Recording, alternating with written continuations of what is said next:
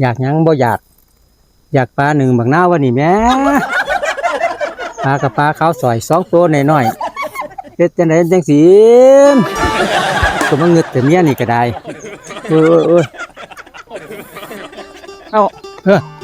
อันข่อยสิเข้าโคกเด้อข่อยสิไปเก็บเห็ด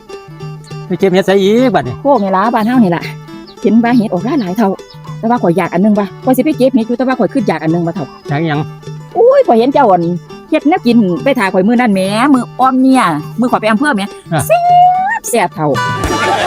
บาดที่นี่ข่อยอยากลองฝีมือข่อยอยากกินอันนั้นนะเท่ากินหยังอีกบัดปลานึ่งมะนาวแหมแค่สู้กินแน่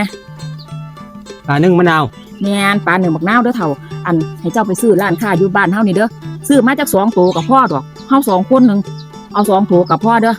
เฮ็ดปลานึ่งบักนาวแซ่บๆเด้อเท่าเด้อข่อยเสียฝีมือเจ้าเด้อเห็นจังเฮ็ดมื้อนั้นสุดยอดจังซี่เลยข่อย